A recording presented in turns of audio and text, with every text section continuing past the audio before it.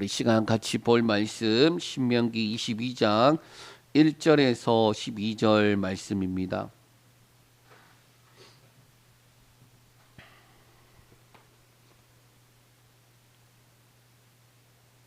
신명기 22장 1절에서 12절까지 말씀을 봉독하겠습니다.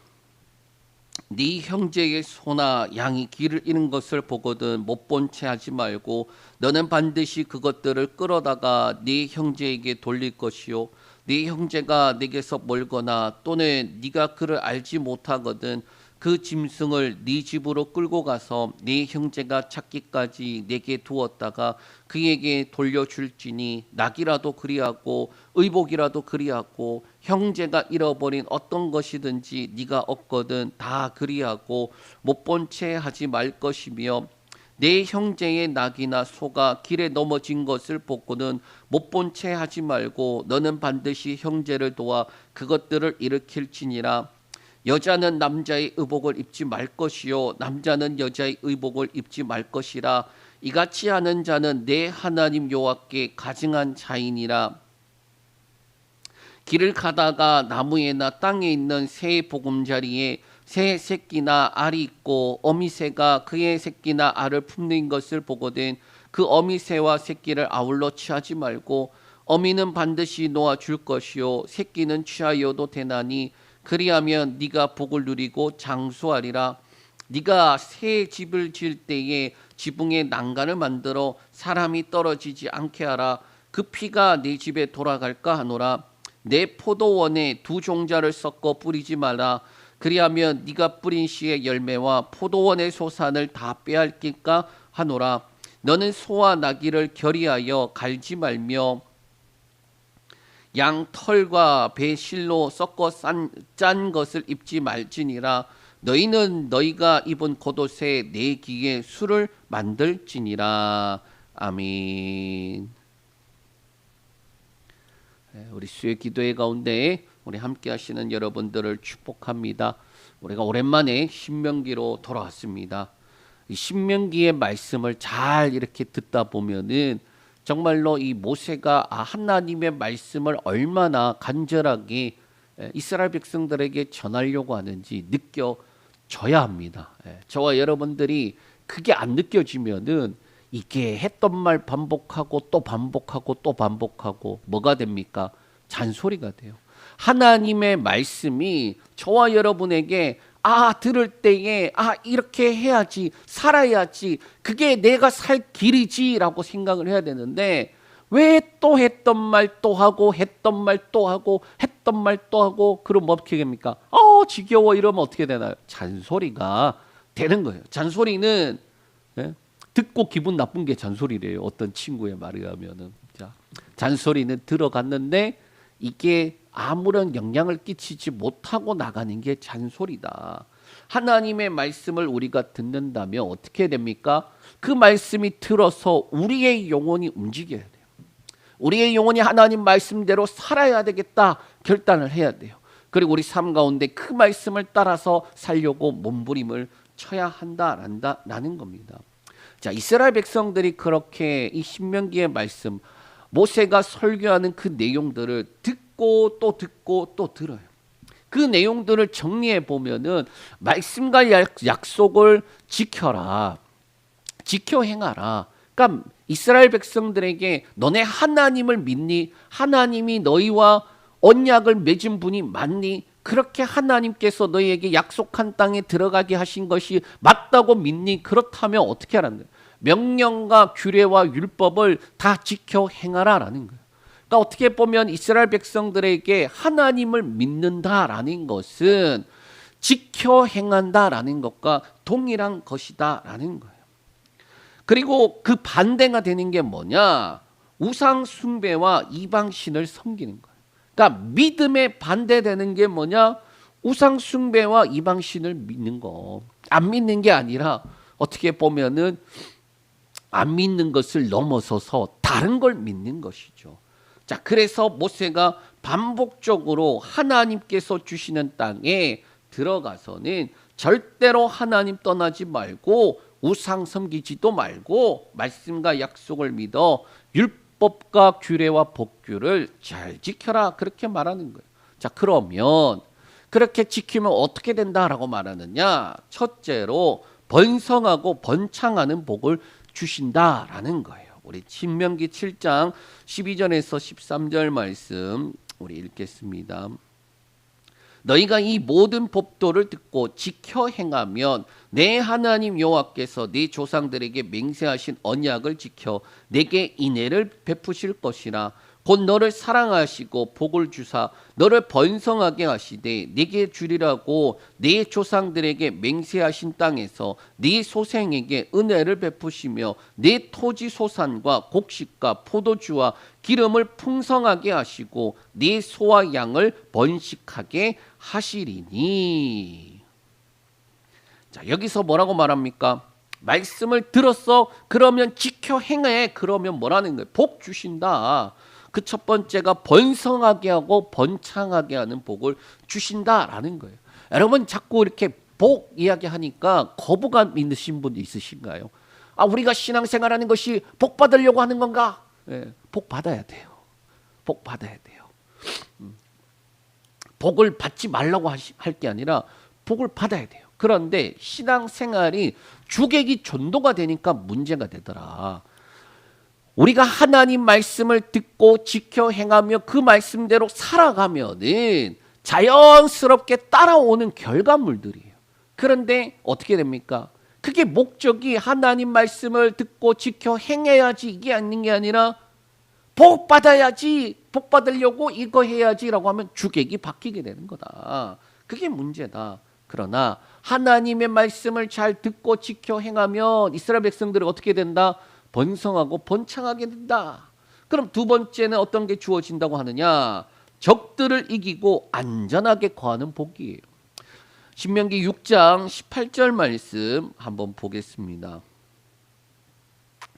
여호와께서 보시기에 정직하고 선량한 일을 행하라. 그리하면 네가 복을 받고 그 땅에 들어가서 여호와께서 모든 대적을 네 앞에 쫓아내시겠다고 네 조상들에게 맹세하신 아름다운 땅을 차지하리니 여호와의 말씀과 같으니라. 아멘. 자, 잘 듣고 지켜 행하는 것 또 하나 뭐라는 거예요? 보시기, 하나님께서 보시기에 정직하고 선량한 일을 행한다. 하나님의 뜻에 맞는 일들을 행하라. 그리하면 네가 복 받는다. 어떤 복? 땅에 있는 대적들을 쫓아내시겠다라고 말씀하는 거예요.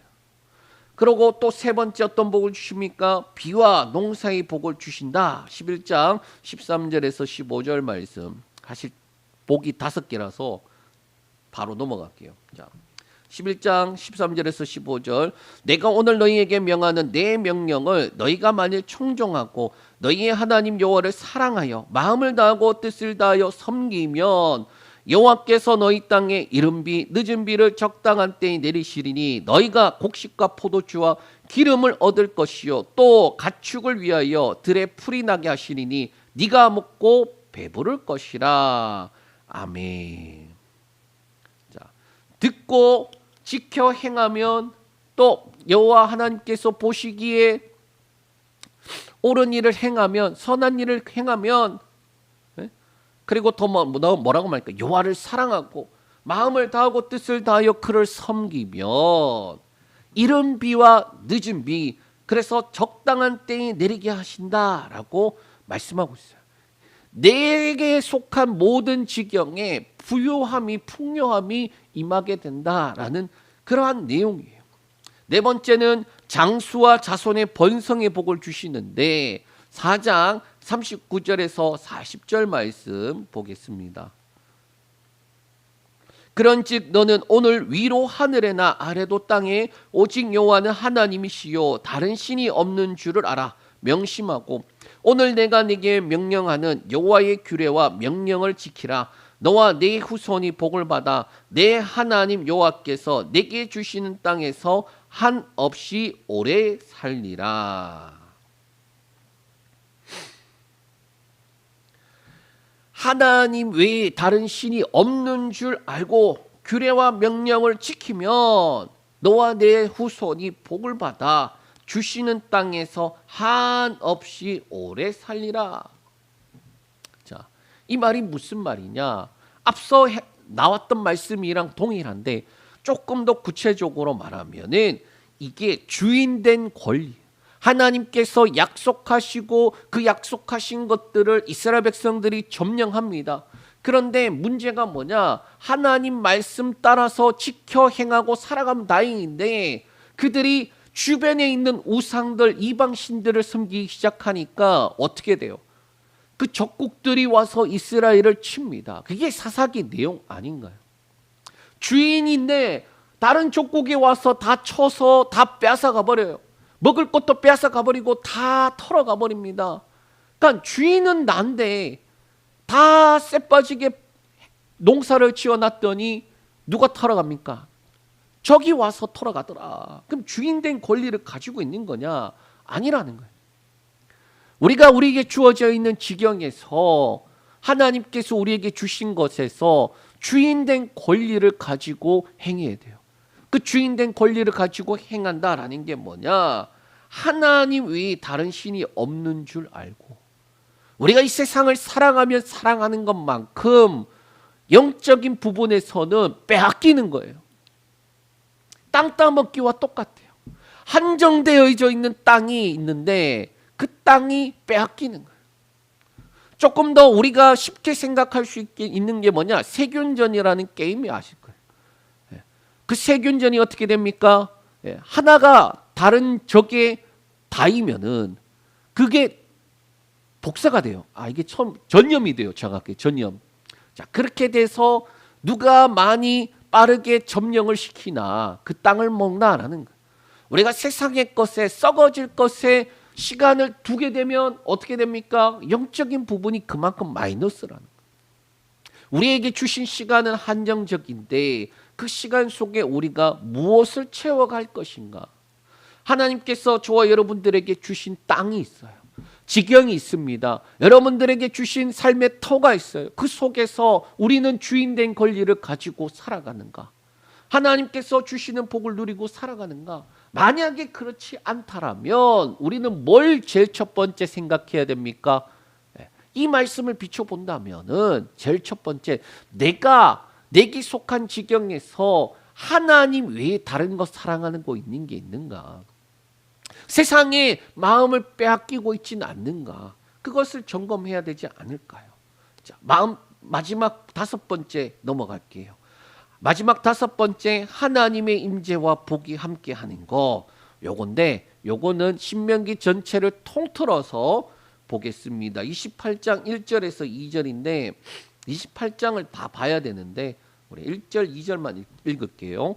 네가 내 하나님 여호와의 말씀을 삼가 듣고 내가 오늘 내게 명령하는 그의 모든 명령을 지켜 행하면 내 하나님 여호와께서 너를 세계 모든 민족 위에 뛰어나게 하실 것이라.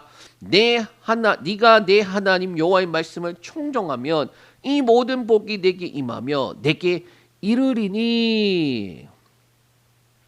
여러분 신명기 28장이 그 별명이 어떻게 된 줄 아십니까? 축복과 저주의 장이라고 불려요. 뭐 예를 들면 이런 것이죠. 히브리서 11장은 믿음의 장. 이런 것과 똑같이 신명기 28장은 축복과 저주의 장이에요. 말씀으로 이렇게 보면은 앞에 내용들을 다 지켜 행하면 이런 복 받는다. 지켜 행하면 이런 축복이 있다라고 하는데 뒤에 가서는 어떻게 되느냐? 지켜 행하지 않으면 이런 저주가 임한다. 지켜 행하지 않으면 이런 저주가 임한다. 여러분 복 이야기할 때는 좋아요. 막 들어가도 복 받고 나와도 복 받고 뭐 내게 속한 모든 지경에 뭐 광주리까지 복 받고 막 그런 이야기 나오니까 와 좋다 이러다가 그 뒤에 보면 와 이렇게 되면 안 되겠다 그런 말이 나올 정도로 하여튼 나가도 안 되고 들어와도 안 되고 뭐 오만 모든 것들이 저주받고 한데 너네 뭐 하겠니? 라고 이렇게 묻는 것 같아요. 복은 그러면 어떤 것입니까? 다른 것이 아니라 하나님의 백성이 하나님과 함께하며 하나님의 돌보심 안에 복을 누리며 살아가는 거. 이게 구약에서 말씀하고 있는 복이에요. 그 과정 가운데 하나님이 이스라엘 그리고 이스라엘 공동체가 있더라라는 겁니다. 그래서 22장 우리가 오늘 볼 말씀인데 이 22장을 한번 이렇게 쭉 생각할 때에 왜 이렇게까지 말씀하시고 왜 이런 것까지 하라 하나, 또 이렇게 했을 때 어떤 거는 복이 있고 어떤 것은 하나님이 가증히 여기신다고 말하고 하나님께서 그렇게 싫어한다고 그렇게 말씀하신가 한번 같이 한번 살펴보겠습니다. 22장 말씀 전체를 우리가 보는 게 아니라 크게 둘로 나누어서 우리가 오늘 앞부분 보는데 1절에서 12절까지 내용이 어떤 거냐? 이웃을 사랑하는 것과 혼합을 피하는 것에 대해서 말하고 있어요. 그리고 13절에서 30절까지는 결혼과 간음에 대한 내용이에요. 그래서 오늘 앞부분 한번 같이 볼 텐데 먼저 1절에서 4절 말씀 우리 말씀을 읽겠습니다. 내 형제의 소나 양이 길 잃은 것을 보거든 못 본 채 하지 말고 너는 반드시 그것을 끌어다가 네 형제에게 돌릴 것이요 네 형제가 네게서 멀거나 또는 네가 그를 알지 못하거든 그 짐승을 네 집으로 끌고 가서 네 형제가 찾기까지 내게 두었다가 그에게 돌려줄지니 낙이라도 그리하고 의복이라도 그리하고 형제가 잃어버린 어떤 것이든지 네가 없거든 다 그리하고 못 본 채 하지 말 것이며 네 형제의 낙이나 소가 길에 넘어진 것을 보거든 못 본 채 하지 말고 너는 반드시 형제를 도와 그것들을 일으킬지니라. 자, 여기서 보면은 반복되는 말이 있는데 첫 번째는 내 형제라는 단어예요. 이 단어가 5번 등장하는데 그럼 이 형제가 뭐냐? 이스라엘 사람으로서 이웃이 되더라라는 거예요. 보면은 아는 사람도 있고 친척도 있는 것 같고 그런데 모르는 사람도 있다라는 거예요. 알지 못하거든이 나오거든요. 자, 두 번째는 잃어버리거나 넘어진 것을 보면 못 본 채 하지 말고 너는 반드시 도와주든지 돌려주든지 하여튼간에 데리고 있든지 그렇게 해야 된다라는 거예요. 자, 여기서 못 본 채 하지 말고 라는 말은 단순하게 야 뭐뭐 하지 마 그렇게 부정적인 의미보다는 그래서 소극적인 그러한 자세를 말하는 게 아니라 조금 더 적극적으로 이웃의 어려움을 네가 봤다라면 도와주어야 한다라는 거예요. 적극적으로 도와주어야 한다라는 거예요. 그런데 2절에 어떤 문제가 있느냐? 네게서 멀거나 또는 네가 그를 알지 못하거든 이란 거예요. 소나 양이 길을 잃었어요. 길바닥에 돌아다니네. 또는 들판에 돌아다니네. 저게 네 집 소인가? 보니까 저 집 소네. 그렇게 또 저 집 양이네. 알 수 있는 그런 뭐 인식표가 있는지 모르겠습니다. 그런데 아무리 봐도 누가 주인인지 몰라. 누구의 것인지 몰라. 그러면 어떻게 하느냐? 내가 주웠으니까 내 거 이게 아니라는 거예요. 누군가의 것이고 이게 잃어버렸기 때문에 누군가가 애타게 찾는 것이다. 그렇기 때문에 못 본 척하고 가지 말고 또 내가 홀리게 먹지 말고 뭐 하라는 거예요? 맡겨 주어졌으니까 그 책임을 다 하라라는 거예요. 어젯밤에 저희 집 주변에 웬 들개가 다니더라고요. 제가 처음에는 한참을 봤어요. 저게 개인가 여우인가. 이게 왜냐하면 개가 일반 개가 아니라 시바견 같았어요. 진돗개는 확실히 아니었고 그렇다고 일반 똥개가 아니라 조금 품종이 시바견 같아 보였단 말이에요. 근데 문제는 목걸이가 없더라고요. 그래서 이게 목걸이가 없는데 개가 막 이렇게 난폭하지가 않아요. 그래서 어떻게 좀 관리를 받은 개처럼 보이는데 그래서 제가 이렇게 좀 앉아갖고 요리 오라고 이렇게 손짓을 했는데 문제는 이게 오기는 와요. 오기는 오는데 이게 막 사람을 이렇게 경계하면서 이렇게 막 이렇게 오면 안 되겠죠. 그리고 꼬리를 흔들고 막 그래 좀 약간 경계는 하지만은 그래도 한번 가봐야지 이러고 오면 좋을 텐데 제가 밤 그때 한 11시 넘었단 말이에요. 밤에 웬 개가 있으니까 앉아서 일로 와봐 했더니 개가 오는데 좀 무섭게 오더라고요. 이게 아무리 생각해도 제가 지금 나 좋다고 오는 게 아니라 여차하면은 덤비려고 오는 것 같은데 이런 느낌인 거예요. 그래서 예. 제가 그럴 때는 원래 이제 이제 오히려 좀 이제 적극적으로 막 달려가서 막 그러거든요. 예. 왜냐하면 개들이 겁이 없어서 그렇거든요. 그래서 이제 조금 더 이제 그렇게 하는데 근데 불쌍하잖아요. 그래서 좀 아닌 것 같아 그래갖고 좀 피했어요. 자, 소나 양이 돌아가고 있는데 딱 저 보니까 저게 왜 돌아다니나? 왜 돌아다니나? 주인이 찾겠네. 주인이 얼마나 찾을까? 그런 생각으로 뭐 하라는 거예요? 잘 돌봐 주었다가 주인이 찾으면은 돌려주라라는 거예요. 그리고 낙이라도 또 의복이라도 주인이 있는 것이다. 그래서 돌려주어야 할 것으로 생각하라라는 거예요. 그리고 4절에 보면 짐 나르는 소나 나귀가 짐 때문에 쓰러지는데 이 형제의 나귀가 또는 소가 쓰러졌어요. 그러면 못 본 채 하지 말고 가서 일으켜 세워주라라는 거예요. 이 불편을 감수하고라도 뭐 하는 겁니까? 도와주는 것이 사랑이다라는 거예요. 자, 저는 여기서 참 재미있는 말이 못 본 채 하지 말라는 말. 봤는데 못 본 채 하는 거예요. 봤는데 안 본 채 하는 거예요. 예. 여러분 이 두 가지가 잘 생각해 봐야 되는 게 뭐냐. 못 본 채 하는 것도 문제고 그리고 이거 주웠다라고 해서 내 거라고 생각하는 것도 문제다라는 거예요. 이거 주인이 애타게 찾고 있다. 그래서 내가 잘 돌보고 있다가 주인이 찾으면은 돌려줘야지. 그렇게 생각을 해야 되는 거예요.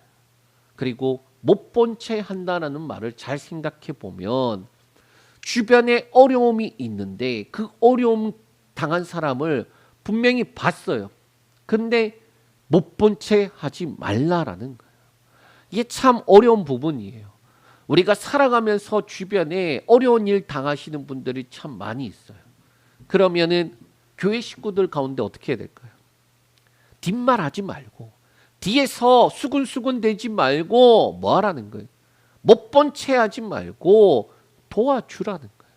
그 도와주는 것이 물질적으로 또는 몸으로 그것도 하면 좋겠지만 가장 중요한 것은 내가 아픔 당하는 것처럼 함께 기도해 주는 것이 바로 못 본 채 하지 않고 도와주는 것이다라는 거예요. 이게 공동체다. 자, 교회 안에서도 마찬가지로 그렇게 해야 돼요. 봤는데 못 본 채 하지 마요. 어려움이 있는 걸 아는데 못 본 채 하지 마요. 가서 많이 힘들죠. 제가 기도할게요. 그리고 기도하세요. 그게 공동체다. 자, 이어서 5절 말씀 볼 텐데 제가 말씀을 보면은 요 22장이 어려운 부분이 뭐냐? 이게 쭉 연결이 되는 게 아니라 이거 나왔다 저거 나왔다 하는 내용들이 있을 것 같아요. 한번 볼 텐데 문맥에 맞지 않게 내용 하나가 딱 등장하는데 이게 뭐냐? 5절 말씀 한번 보겠습니다.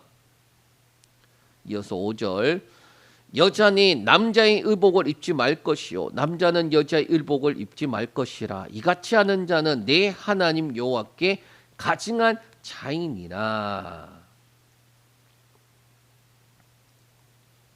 자, 이게 5절 말씀을 보면은 1에서 4절 말씀은 하면 복 받는다 그것도 아니에요. 당연한 거다라고 말하고 있는 것 같아요. 그런데 5절 말씀은 여호와 하나님 앞에 가증한 것이다라고 말씀하고 있어요. 이 5절 말씀을 이렇게 저도 보면서 이게 왜 여기에 있나 그러면서 주석을 보니까 이렇게 표현해 놨더라고요. 간략하고도 수수께끼 같은 법이다. 이게 왜 여기에 있나? 그리고 이게 뭔 말인가? 남자가 여자 옷을 입지 말고 여자가 남자 옷을 입지 말라고 하는 내용이죠. 단순하게 이게 옷만을 의미하는 것이 아니라 남자가 여자처럼 또 여자가 남자처럼 보이려고 하지 말라라는 거예요. 왜? 여호와께 가증한 것이기 때문에. 남자가 여자처럼 보이려고 하고 여자가 남자처럼 보이려고 하는 이유가 뭔가요? 이유가 뭘까요? 저는 사실 이렇게 댄서 중에 제이 블랙이라는 사람이 있어요. 결혼을 한 분이에요. 되게 남성적으로 생겼어. 그리고 그분이 이제 그 춤추는 걸 보면 되게 과격한 내용들이 많아요.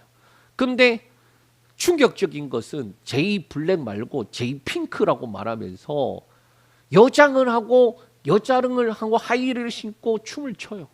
이 여자 춤을 춰요. 막 화장도 해요. 막 처음에 이상한 놈이구나라고 생각하고 보는데 멀쩡한 결혼한 사람이더라고요. 남자가 여자처럼 보이려고 하지 말고 여자가 남자처럼 보이려고 하지 말고 왜? 그들이 남색하거나 여색하는 사람, 즉 동성애자들이 대부분 그렇게 하기 때문에 하나님 앞에 가증한 자라고 말하는데 뭐 창조 질서부터 시작해서 하려고 말하면은 더 있겠지만은 그러나 중요한 것은 하나님 앞에 가증한 것이다라는 거예요. 트럼프 대통령이 취임 연설할 때 이렇게 말합니다. 제가 이 말 듣다가 저도 충격받았는데 오늘부로 남성과 여성 단 두 가지 성별만 존재한다는 것이 미국 정부의 공식 정책이 될 것입니다. 그러면서 미국 군대 안에 그렇게 트랜스젠더 군인들 다 해고하겠다라는 거예요. 이 연설을 제가 보는데 얼마나 놀랐느냐. 수년간 문제되었던 이 트랜스젠더 문제, 저 문장 하나로 깔끔하게 정리해 버리는 거예요. 와, 우리나라 같으면 이게 가능할까? 대통령이 나와서 취임 연설에 지금 꽂아버리는 거예요. 내가 생각하는 그게 뭐 진짜 성인이 개똥 같은 소리 하지 마. 공식적으로 남자 아님 여자 둘밖에 없어. 좀 심한 말 할까요? 개소리 하지 마. 제가 그거 보면서 와, 우리나라의 윤석열 대통령이 공식적인 자리에서 그렇게 이야기하면 좋겠다. 지금 우리나라 같은 경우에는 이렇게 말하면 난리가 나겠죠. 대통령 뭐 하나 해보지 못하고 할 수 있는 게 뭐였습니까? 거부권 행사하는 것밖에 없었잖아요. 할 수 있는 게 없어서 거부권 할 수밖에 없었다. 우리나라에 지금 혼란스러운 문제들이 이제 거의 이제 하나하나 해결되어져 가는 것 같아요. 가려진 것이 드러나지 않는 것이 없고 그리고 감추인 것이 나타나지 않는 것이 없다라고 했어요. 하나님께서 우리나라에게 복 주시길 원합니다. 이 부분이 잘 해결되어져서 우리나라가 건강하고 올바르게 나아갈 수 있도록 그렇게 함께 기도해 주시길 바랍니다. 자, 남자가 남자를, 여자가 여자를 동성애와 생물학적인 성별이 아닌 주관적인 성 말하는 모든 것, 개소리하는 거 하나님께서 보시기에 가증히 여기신 것이다. 공동체 안에서 제거해야 될 것이다 라는 거예요. 자, 이어서 6절에서 7절 말씀 보겠습니다. 길을 가다가 나무에나 땅에 있는 새의 보금자리에 새 새끼나 알이 있고 어미새가 그의 새끼나 알을 품는 것을 보거든 그 어미새와 새끼를 아울러 취하지 말고 어미는 반드시 놓아줄 것이요 새끼는 취하여 되나니 그리하면 네가 복을 누리고 장수하리라. 자, 5절 말씀은 여호와께서 가증히 여기시는 것이다라고 말하더니 6, 7절 말씀은 이게 갑자기 뭔 말씀인가? 그런데 이 말씀의 끝은 또 어떻게 되어 있습니까? 네가 복을 누리고 장수하리라 라는 거예요. 그럼 이 6절과 7절 말씀이 뭐냐? 길을 가는데 나무에 새 둥지가 있는 게 보이네. 거기에 어미 새가 알을 품거나 또는 새끼를 품고 있는 게 보이네. 어떻게 해야 되는 거예요? 어미 새도 취하고 그 알도 취하거나 새끼를 취하거나 동시에 취하지 말라라는 거예요. 어미는 반드시 놓아주고 새끼는 취하여서 그래서 너희가 그렇게 국류를 베풀어라. 왜? 네가 복을 받고 장수한다라고 말씀하고 있어요. 자, 여기서 주신다라는 복은 5계명에 네 부모를 공경하라라는 말씀과 동일한 약속의 복을 주셔요. 자, 그러면 왜 이렇게 명령하고 복을 약속하시는 것일까? 공통되는 게 있다라면 부모와 그리고 자녀 그리고 어미와 새끼 요게 이제 공통된 건데, 그런데 앞에 있는 것은 주체가 누구냐? 자식이 부모를 공경해야 되는 거예요. 그런데 뒤에는 새끼가 어미에게 뭘 할 수 있습니까? 아니에요. 제3자인 사람이 지나가다가 아울러 취하지 않고 새끼만 취하는 거예요. 이에 대해서 주석에서는 이렇게 크게 두 가지 말하는데, 하나는 어미 새가 그 새끼의 알을 품는 것, 이 단어가 이제 예전에 성경 안에서 쓰여져 있는데, 그 쓰여져 있는 상황은 전쟁이라는 상황 속에서 아무것도 할 수 없는 자가 유일하게 할 수 있는 게 그거다. 그거를 나타내는 것이다 라는 거예요. 그러니까 뭔 말이냐? 어미 새가 새끼를 품고 있는 거, 그게 최악의 상황에서도 유일하게 할 수 있는 건데, 어미 새도 취하고 새끼도 취하면은 안 된다라는 거예요. 국률한 마음으로 둘 다 취하지 않고, 게다가 어미 새는 쫓아내서 그 새끼를 취하는 것을 보지 못하게 그렇게 하라라는 의미다. 그런 내용이에요. 두 번째는 뭐냐? 이렇게 행하는 거 부모를 공경하는 행위다라고 그렇게 말하고 있는 거예요. 자, 동시에 취하지 않는 거, 그게 부모에게 공경하는 거나 매 한 가지야. 그런 의미예요. 자, 어찌 되었든 간에 여기서 지킬 때에 복이 나오더라. 그 복은 네가 잘 되고 땅에서 장수한다. 이어서 8절 보겠습니다. 우리 8절 말씀.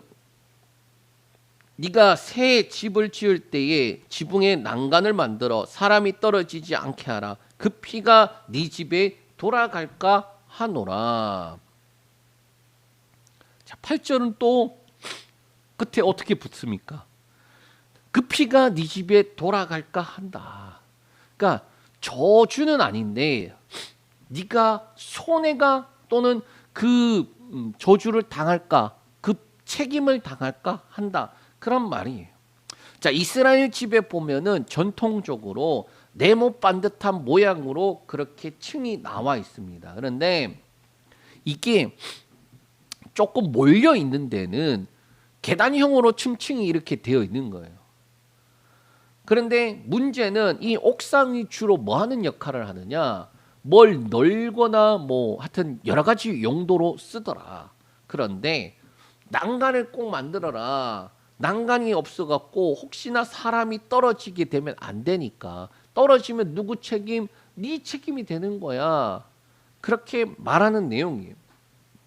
제가 생각을 해보니까 이게 뭐가 우리가 비유할 수 있을까? 요즘 눈이 많이 오고 있잖아요. 집 앞에 눈 치우기랑 비슷한 게 아닐까. 자연재해 대책법 제27조에 보면 건축물의 소유자, 점유자 또는 관리자로서 그 건축물의 관리 책임이 있는 자는 관리하고 있는 건축물 주변의 보도, 이면 도로, 보행자 도로, 시설문의 지붕에 대한 제설, 제빙 작업을 해야 한다. 그러한 내용이 있어요. 그러니까 실질적으로 길을 가다가 가게 앞이었는데 길을 가다가 그 사람이 거기서 자빠졌어요. 다쳤어요. 그러면 그 가게 주인에게 손해배상 청구를 하는 내용들을 좀 본 적이 있어요. 그러니까 치우는 게 실질적으로 귀찮아요. 네. 안 치워보신 분들은 모를 거야. 전 치워봤거든요. 우리가 교회 저쪽에 있을 때 카페를 했잖아요. 눈이 와요. 그럼 그 앞에 눈이 쌓인단 말이에요. 그거 제가 치워야 됐어요. 해보니까 장난 아니에요. 그런데 그걸 치우지 않아서 누군가가 다치면 어떻게 된다는 거예요? 네가 책임져야 된다. 자, 서로의 안전을 위해서 필요한 것이다. 자, 그리고 마지막 부분으로 넘어갑니다. 우리 9절에서 12절 말씀 우리 읽겠습니다. 지금 하나 연결이 되면 좋은데 이게 뭔가 뚝뚝뚝뚝 끊어져 있는 것처럼 보일 거예요. 한번 끝까지 다 보고 우리 한번 나눌게요. 자, 9절에서 12절.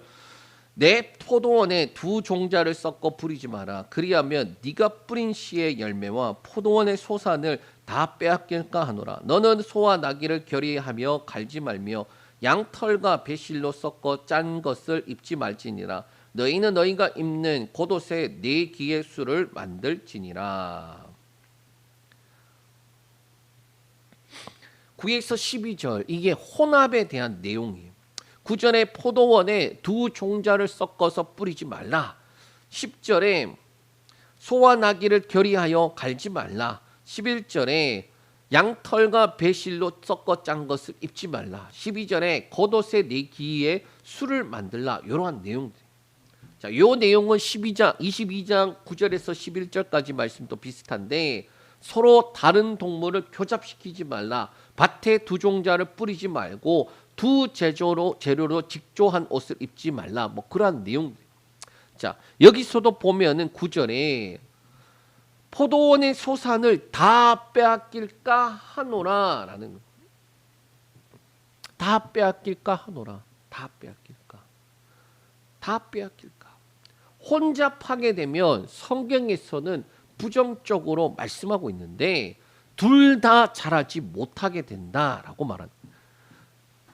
예수님이 그 이야기 하시잖아요. 이렇게 적절한 비유인지는 모르겠지만 새 부대는 새 술은 새 부대에 담궈야 된다. 그 혼옷에다 새 옷을 덧입으면 둘 다 못 입는다. 둘 다 못 쓰게 된다는 내용이에요. 정확하게 말하면. 자, 9절에서 12절 말씀은 혼합하게 되면은 둘 다 못 쓰게 된다. 그런 내용. 말씀을 정리합니다. 1절에서 12절까지 보면은 통일된 내용이 아닌 이게 무슨 말씀인가 그런 생각이 들어요. 그런데 큰 범위에서 뭘 말하느냐? 이웃을 사랑하는 것과 거룩한 공동체를 위한 법규를 지금 말씀하고 있는 거예요. 오늘날에는 이웃이 누가 사는지 모를 정도의 세상입니다. 문제는 교회 안에서도 마찬가지다라는 거예요. 물론 우리 교회는 그렇지가 않아요. 사람이 많지 않으니까 누가 누군지 알 수밖에 없지. 그런데 교회 안에서 숫자가 좀만 많아지면은 같은 곳만 바라보다 다 같이 바람과 함께 사라져. 예배 드릴 때 어디 봅니까? 강단만 바라보다 그러고 난 다음에 예배 끝나면 사라져. 같은 방향을 바라보는 건 참 좋은데 서로를 바라보지 못하고 그리고 살아간다라는 거예요. 오죽하면은 분명히 집 앞에서 나올 때 주차 문제로 저 사람과 시비 붙어서 싸웠는데 교회에 갔더니 저 사람이 있더라. 그거 흔한 일이에요. 흔한 일. 흔한 일. 뭐 예를 들면 또 이런 거죠. 운전하고 가는데 앞에 차가 갑자기 훅 뛰어들어서 막 화가 났어요. 그런데 둘이 계속 같이 가. 어디까지 같이 갑니까? 교회까지 같이 가. 교회 공동체를 사랑하는 게 뭐냐? 이 공동체 사랑하는 게 뭐냐? 요한복음 13장 34절에서 35절에 이렇게 말씀하고 있습니다. 예수님이. 제가 참 좋아하는 말씀 중에 하나인데 우리 말씀 한번 읽겠습니다. 새 계명을 너희에게 주노니 서로 사랑하라. 내가 너희를 사랑한 것 같이 너희도 서로 사랑하라. 너희가 서로 사랑하면 이로써 모든 사람이 너희가 내 제자인 줄 알리라. 아멘. 우리가 신명기 안에 있는 공동체에 대한 법규에 대해서 우리가 봤습니다. 그런데 예수님이 뭐라고 말하느냐? 새 계명을 너희에게 주노니 서로 사랑하라. 내가 너희를 사랑한 것 같이 너희도 서로 사랑하라. 그렇게 말씀하세요. 구약에서 율법과 법규를 지킴으로 하나님께 속한 백성임이 나타났는데 예수님께서는 어떻게 말씀하시느냐? 이제는 새로운 계명을 준다. 서로 사랑하라. 그렇게 말씀하는 거예요. 그러면 우리는 이런 생각이 들 거예요. 도대체 어떻게 하는 것이 서로 사랑하는 것입니까? 그 기준이 무엇입니까? 그 기준을 예수님이 뭐라고 말씀하십니까? 내가 너희를 사랑한 것 같이 라는. 그러면 예수님이 어떻게 사랑하셨습니까? 예수님이 죽기까지 사랑하셨다라는 거예요. 요한복음 15장에 보면은 사람이 친구를 위하여 자기 목숨을 버리는 것이 이보다 큰 사랑이 없다라는 거예요. 그러면서 내가 너희를 이제는 종이라 부르지 않고 친구라고 부르겠다.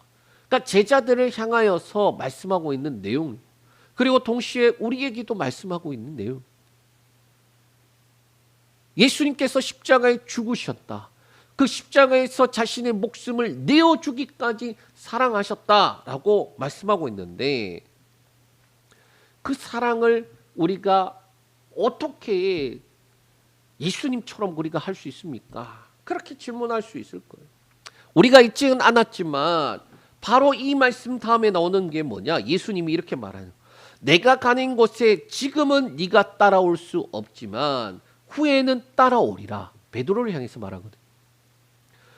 그랬더니 베드로가 이렇게 말합니다. 지금은 어찌하여 따라갈 수 없습니까? 주를 위하여 내 목숨도 버리겠습니다. 그렇게 말하니까 예수님이 뭐라고 말씀하시냐? 아주 유명한 말씀하세요. 네가 나를 위하여 목숨을 버리겠느냐? 진실로 네게 이르노니 닭 울기 전 네가 3번 나를 부인하리라. 사람의 힘으로 사랑할 수 있는 거냐? 아니라는 거예요. 베드로가 내가 목숨 다 버릴지라도 주를 따라가겠습니다. 야, 너 닭 울기 전에 3번 나를 부인할 거야. 네 힘으로 절대 할 수 있는 거 아니야. 그러면 이 제자들이 언제 그러면은 그렇게 그런 사랑을 할 수 있습니까? 성령 받았어요. 21장에 가서 예수님이 다시 베드로를 부르잖아요. 요한의 아들 시몬아, 네가 나를 이 사람들보다 더 사랑하니? 주여 그러하이다. 내가 주를 사랑하는 줄을 주께서 아시나이다. 내 어린 양을 먹이라. 또 부르시잖아요. 요한의 아들 시몬아, 네가 나를 사랑하니? 예, 주여 그러하이다. 내가 주를 사랑하는 줄 주께서 아시나이다. 내 양을 치라. 그리고 한 번 더 물으니까 베드로가 3번째 물으시니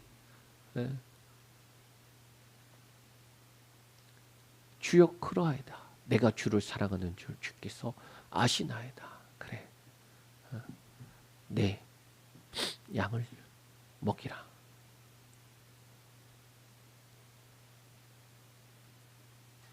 그리고 그에게 사명을 주시고 그러고 난 다음에 성령 받아서 베드로가 그렇게 목숨 버려서까지 주를 사랑하는 게 우리가 알고 있잖아요. 사람의 힘으로는 사랑할 수 없어요. 성령 받아야 할 수 있는 거예요. 우리가 하나님 앞에 드리는 예배로 성령으로, 기도하는 것도 성령으로, 봉사하는 것도 성령으로, 서로 사랑하는 것도 성령 안에서 사랑할 수 있는 거예요. 성령으로 전도하고 성령으로 양육하고 성령으로 한 사람을 세울 수 있는 거예요. 예수 그리스도의 증인된 삶, 복음의 열매 맺는 교회가 되어져 가는 거예요. 여러분, 이 은혜를 누리는 저와 여러분들 되시길 축복합니다. 기도하겠습니다. 하나님 감사합니다. 하나님을 믿는다라고 말할 때의 구약에서는 말씀을 듣고 지켜 행하지 않으면 믿지 않는 것과 동일한 것으로 말씀하며 정말 너희가 하나님을 믿고 그 하나님을 의지한다면 지켜 행하라. 지켜 행함으로 너희 믿음을 나타내라. 그리고 지켜 행함으로 너희 믿음이 드러날 때에 복을 주신다라는 그러한 내용들인데, 예수 그리스도께서 우리에게 새 계명을 주노라. 서로 사랑하라. 내가 너희를 사랑한 것 같이 너희도 서로 사랑하라. 그러면 이로써 모든 사람들이 너희가 내 제자인 것을 알리라. 서로 사랑한다는 것이 참 어렵습니다. 내 힘으로 사랑할 수 있는 것이 아님을 알고 있습니다. 주께서 목숨 버려서 우리를 사랑하셨고 나를 사랑하셨는데, 그 사랑을, 그 넓이를, 깊이를, 높이를 더욱더 알아가야 되는데, 더욱더 경험되어져야 되는 삶을 살아야 되는데, 그래야 내게 속한 사람들을 사랑할 수 있을 터인데, 그런데 너무나도 미비하게 알기에, 너무나도 희미하게 알기에, 너무나도 제한적으로 알기에 우리가 우리에게 속한 사람들을 사랑하지 못하는 것들을 봅니다.